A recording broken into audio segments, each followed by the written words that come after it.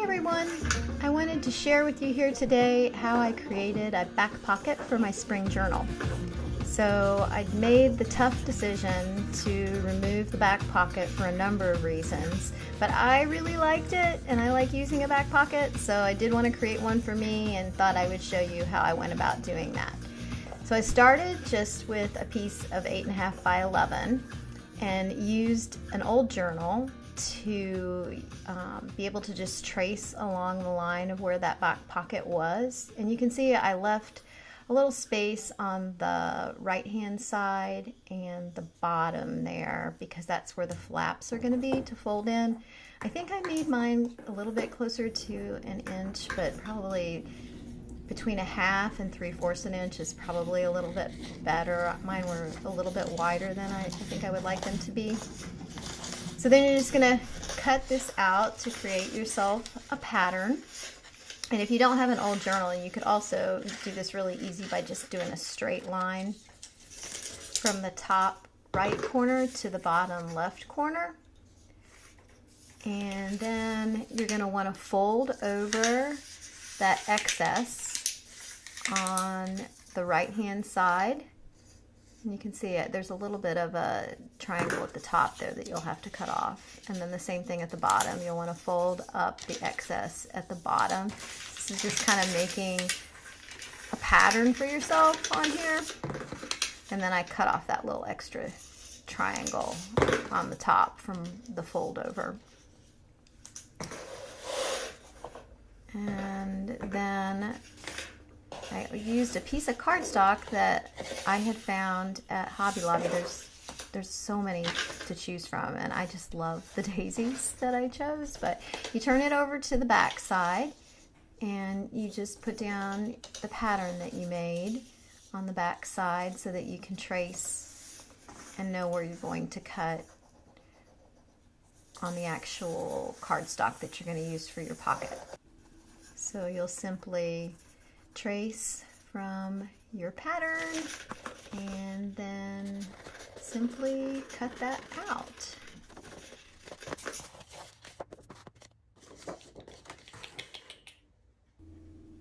So now you're going to line up your piece of cardstock with your old pocket, or just where you want it to be on your journal, on your new journal, and you're going to measure the distance from the bottom of the journal and find out how much excess you have, and then flip over your piece of cardstock and make a line on each side, a little line for how much excess is going to be at the bottom. That way you can draw a straight line across the bottom there for where your fold is going to be for the flap that you're going to use to glue the bottom part to. And then you'll do, actually what I was doing is using a ruler, kind of some type of straight edge, to help me get a nice crisp fold. So I started to kind of use that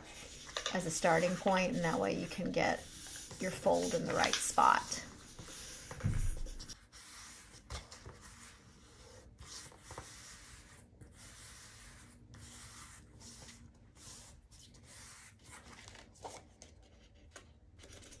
You may notice just a little tip of excess there that you need to cut off so that it doesn't overlap and lines up with the actual rounded edge. And then essentially you're going to go through the exact same process for the right hand side of the paper as well, or your cardstock as well.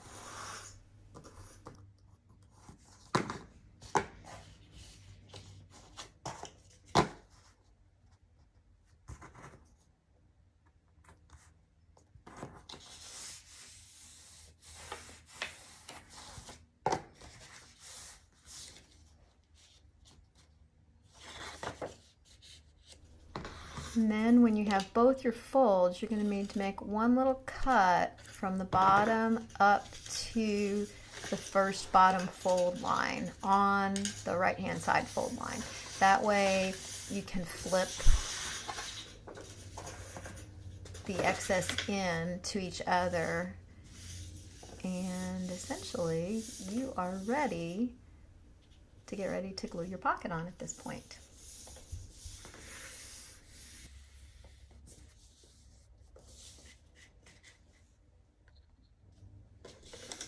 So I'm just using some Elmer's glue, and one of the important parts is going to be just to make sure that you cover it pretty well, especially all the way up to the edges and in the corners, because you don't want it to be like folding up at the corners or coming, I mean, that's where it'll come apart. So you can see I'm kind of like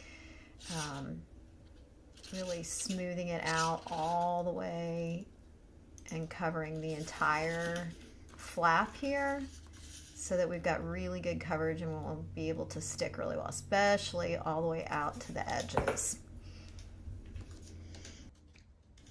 Then you'll just flip it over and very carefully line it up with the back side of your journal. Now, at first you'll be able to move it a little bit, and you can see I'm having to wipe away some of the glue, but fortunately you can always take a wet washcloth off afterwards too to get any of the if you get any extra glue on the front, which I was a little bit messy and I did, but it does come off.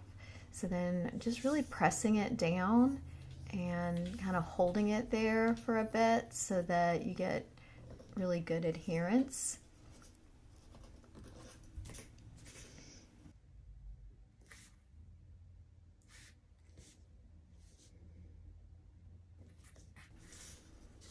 And that's about it. You've got your pocket.